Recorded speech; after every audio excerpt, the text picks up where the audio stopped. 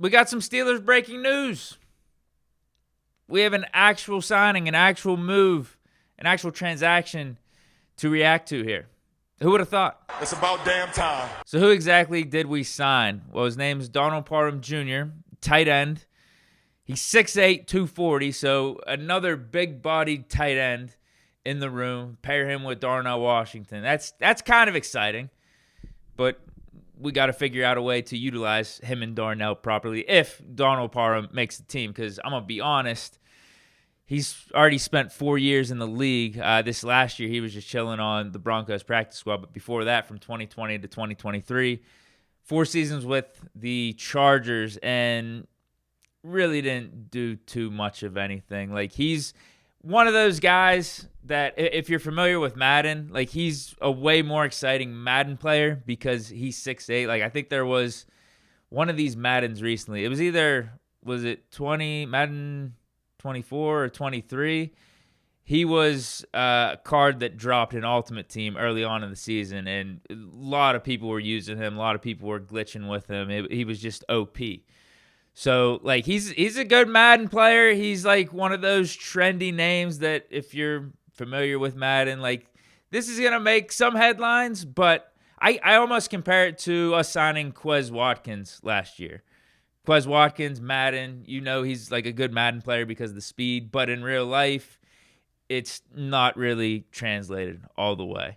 And if anything, Quez Watkins has been the better pro if you're comparing him to a Donald Parham. So again, nothing to get like overly excited about. Like, I don't think he's a slam dunk to make the team or anything like that, but kind of cool on paper to have him with Darnell Washington. And I think too, Parham's rep is that he's a decent blocker, so that fits in with what Steelers try to do with their tight ends and Arthur Smith's system and everything like that. Whenever I first saw this signing too, I was like, how did this even happen? We're not in free agency yet. Free agency's still like a month away.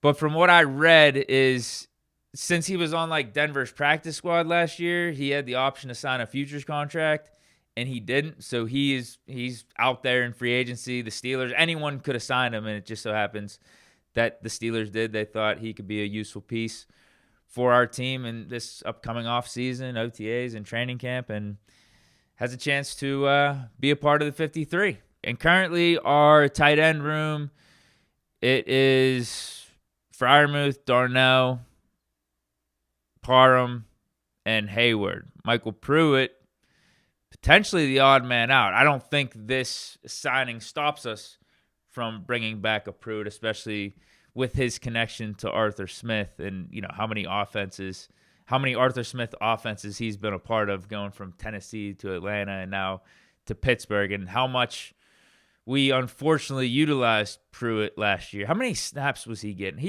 You know what? If I had to take a guess off the top of my head, Pruitt was probably getting, on average, whole season, he was getting at least 25 snaps, 25% of snaps per game, which is too much. So, I mean, I'm fine. If this is the room, Freiermuth, Darnell, Parham, Hayward, and this is like the offseason battle between those 4. Although we keep 4, so maybe, we might bring Pruitt back. We might draft a tight end late in the draft or sign someone else, at least to have an extra guy or 2 for competition, so Parham's just not given the job. I could see us going that route, and it might be Pruitt. It very well might be Pruitt. If I had to put money on it, it probably will be Pruitt, and I wouldn't be thrilled about it. I mean, whenever we were talking about Steelers free agents, should we bring them back or move on, I said we need to move on from Pruitt, just so we force ourselves to not have him on the field and do like 2 and 3 tight end formations with him.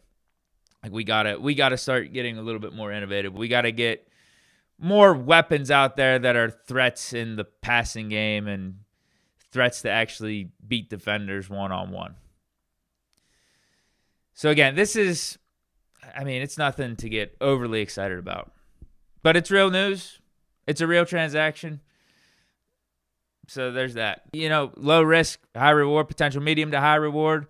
Arthur Smith does like to utilize tight ends, as I've mentioned in today's show, and as we all know from watching an Arthur Smith offense. So maybe, he views Parham as an upgrade over what we had last year. And then with the potential and the upside that he brings, the 6'8" frame, he's like, hey, who knows, man?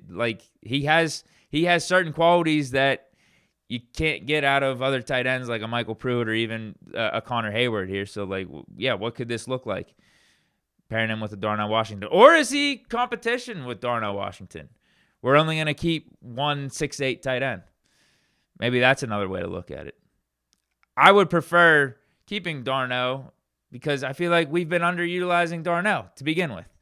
You know what I mean? I don't think we need a new tall tight end. I think we need to utilize Darnell Washington more. Maybe if we want to add another tall tight end with Darnell Washington, why don't we utilize both, particularly in the red zone? Not a bad strategy, right? Because when we did, I think it went well early in the season last year. I think in week 2, Darnell Washington isolated on the right side. Justin Fields threw a dime to him, touchdown. Pretty easy, pretty simple. Why weren't we doing that more? I don't know. Not sure. But yeah, this is some real news, a real transaction. But again, there's a reason that Parham is available. 4 years in the league, was on Broncos practice squad last year. Broncos too, they could have used Parham actually out there on Sundays. I don't think they really have this good tight end room, or they don't have a star tight end or anything like that. So yeah, for him not to be on their 53 with Sean Payton, a guy that knows how to run an offense, yeah, it gives you some pause. But nothing wrong with the move. Nothing wrong. Maybe it works out better here because Arthur Smith utilizing tight ends more than a Sean Payton. Who knows? But yeah, that's the news we got on this Friday. So stay safe out there, heading into the weekend. Hope you guys enjoyed. Stay chilling. Peace.